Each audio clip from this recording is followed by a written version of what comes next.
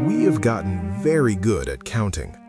We count rings, we count triple doubles, we count true shooting percentages as if we're trying to solve a physics equation. We've turned the greatest of all time debate into a math class, and we sit there with our calculators trying to prove who was better by measuring the residue they left behind. But here's the thing about counting.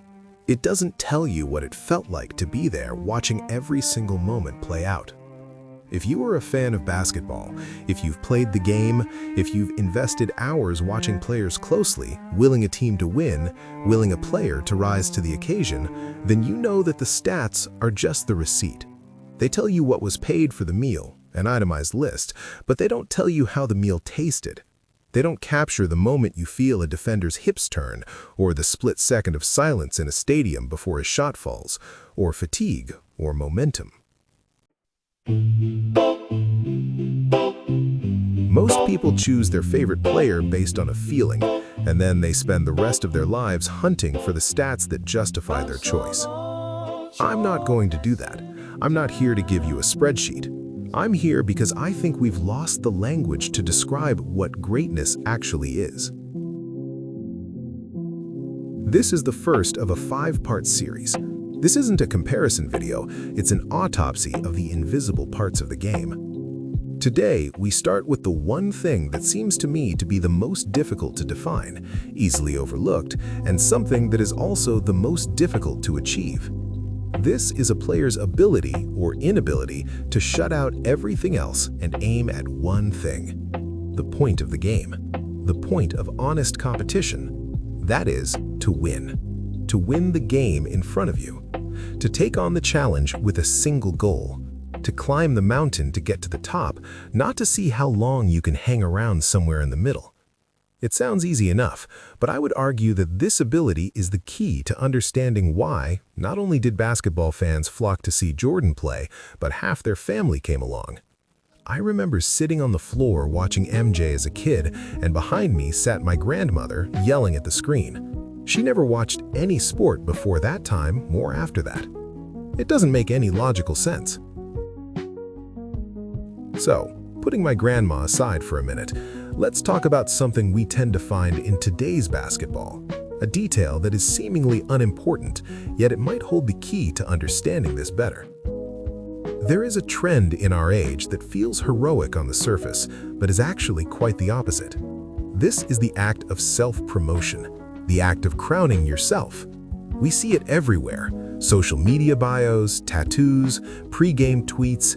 We've been told that to be the best, you have to tell everyone you're the best. But there's a subtle cost to this. A small amount of personal integrity tells you that you can never truly take that crown for yourself. It's a false honor unless others do it for you. Why? Because the moment you start managing your own greatness, your focus has left the court and the game. That is what this tells us. You're now focused on how people view you. You're playing to a narrative rather than an opponent. I admit it is almost too subtle a distinction, but I think for many fans it is the thing we experience when comparing this era to past eras. The players conduct the focus, our focus. If they are scattered in their focus, if winning isn't the primary objective but only one of many objectives, if they are merely playing a game of whose shooting percentage will happen to be better today, or what Kobe Bryant called accidental basketball, then the fans will feel it. The reason Jordan never had to tell you he was the greatest is because he was too busy doing the only thing that earns that title. He didn't want the crown, he wanted the win. And when you realize honor is a byproduct and not the goal, you become much more dangerous. You are doing something that most people struggle to do. Remove every distraction and focus on one thing. And for MJ, it was winning, the point of the game. But wait a minute, I hear you saying. Jordan had so many other things going on. Commercials and brand deals. He was in a movie. Surely his focus was split.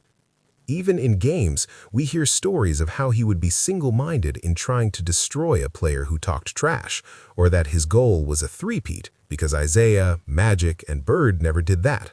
Surely MJ focused on other things. Well, yes and no. Maybe it isn't that simple. Or maybe it is, and the simplicity of it is the key. You and I most likely have many goals and objectives, and they float around and bump into each other, and we try and keep them all balanced. But when you can find the one objective, sorry for the Lord of the Rings quote, to rule them all, then your objectives start working together. If you can find your main objective, the other ones fall in line and serve that one. If you can't do this, then you feel scattered and you appear scattered to those around you. I would argue this singular ability is at the heart of Jordan's greatness, to make all his other goals and objectives get in line under the one that mattered in the game of basketball: winning. This is the dissonance some of us feel when we watch the modern game. We see a player make the statistically correct pass at the end of a game, not because it was the best way to win, but because it protects their basketball IQ narrative. They are making winning the servant to their reputation. They want to look like they played chess, even if they lose the game. Jordan's genius was his hierarchy.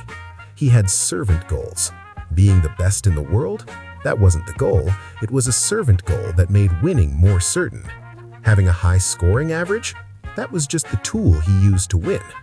Every other objective had to get in line and take a back seat to the game in front of him.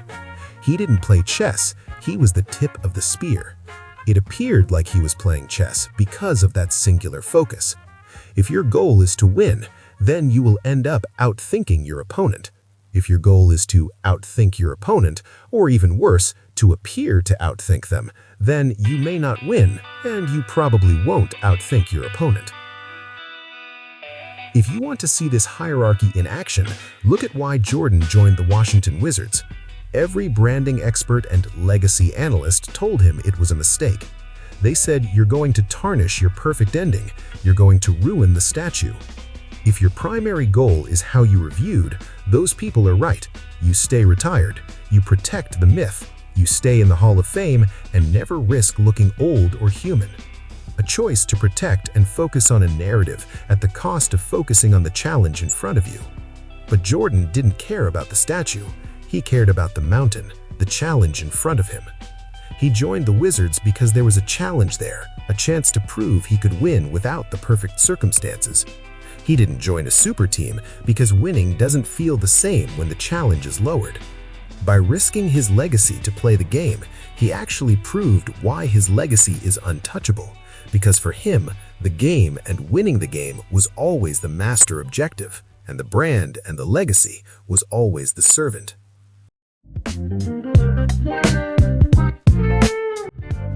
This singular focus, the ability to keep the win above the look, is the first pillar of his greatness. It sounds simple, but it's extremely rare. Other players seem to tap into it occasionally, but for those of us who watched Jordan for his whole career, believe us, there was no one else quite like that. And we're still waiting. But this wasn't just a mindset for the big moments. It was a physical reality that showed up in the parts of the game no one makes movies about. In the next video, we're going to look at that. We're going to talk about the space between the highlights and why the way MJ played a random possession in a Tuesday night game in November tells you more than a championship ring ever could. Thanks for watching. See you in the next one.